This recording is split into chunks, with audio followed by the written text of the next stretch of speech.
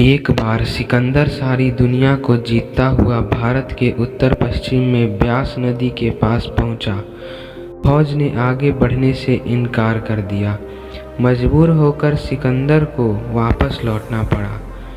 एक दिन सिकंदर ने ज्योतिषियों से पूछा कि मेरी मौत कब होगी। ज्योतिषी ने हिसाब लगाकर देखा कि उसकी उम्र बहुत थोड़ी है, लगभग खत्म हो चुकी है। ज्योतिषी ने सोचा कि झूठ कहना अब सही नहीं है, लेकिन उसे अपनी जान का भी खतरा था। परंतु सोच विचार कर ज्योतिषी ने कहा, आपकी मौत तब होगी जब आसमान सोने का और ज़मीन लोहे की होगी। सिकंदर खुश हो गया और कहने लगा, तब तो कोई फिक्र की बात नहीं है, क्योंकि न तो कभी आसमान सोने का होगा और न ज़मीन लोहे की होगी, इसलिए मैं कभी मरूंगा ही नहीं। जब सिकंदर पश्चिमी फारस जाते हुए सिस्तान के रेगिस्तान से गुजर रहा था तो उसे मलेरिया हो गया। पीछे पीछे फौज चल रही थी और उस वजीर उसके साथ में था। जैसे जैसे वह आगे बढ़ता गया तो बुखार तेज होता गया। फौज काफ़ी पीछे रह गई थी। सिकंदर ने वजीर से कहा, वजीर, मुझे तो बुखार हो गया है। वजीर ने कहा, सम्राट, 2-4 मील आगे चलो, कोई पेड़ आ जाएगा तो वहाँ आराम किया जाएगा। जब आगे गए तो बुखार बहुत तेज हो गया। सिकंदर ने वजीर से कहा, मुझसे यह बुखार बर्दाश्त नहीं हो रहा है।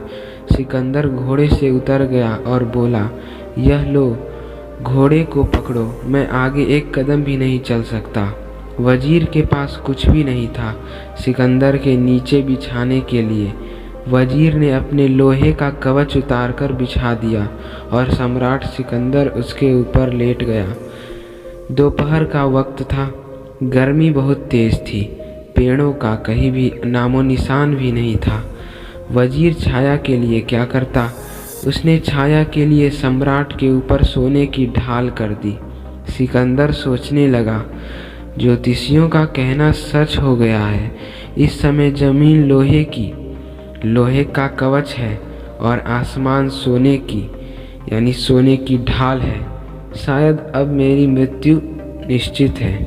इतने में सारी फौज और हकीम वहां पहुंच गए। सिकंदर ने कहा, मेरी नब्ज देखो।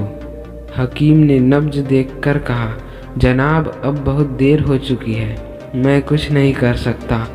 सिकंदर ने कहा, मैं तुम्हें अपना आधा राज्य देता हूँ, मुझे एक बार मेरी माँ से मिला दो। हकीम ने कहा, सम्राट, यह मुमकिन नहीं है, क्योंकि हमारे पास अब कोई इलाज नहीं है।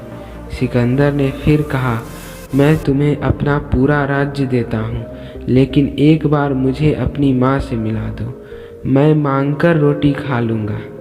हकीम ने कहा, आपकी उम्र लगभग पूरी हो चुकी है, अब एक सांस भी आपको नसीब नहीं होगी। यह सुनते ही सिकंदर महान बच्चे की तरह फूट फूट कर रोने लगा।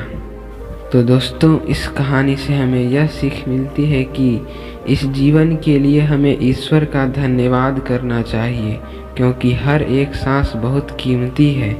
लेकिन हमें यह नहीं भूलना चाहिए कि मृत्यु निश्चित है, इसलिए जीवन को सदा अच्छे कार्यों में लगाएं। भगवान श्री कृष्ण ने भी गीता जी के 2 अध्याय में कहा है कि कर्मजं बुद्धि युक्ता ही फलम त्यक्त्वा मनीषिणः जन्म बंध विनिर्मुक्ता पदम गच्छन्ति नामयम्।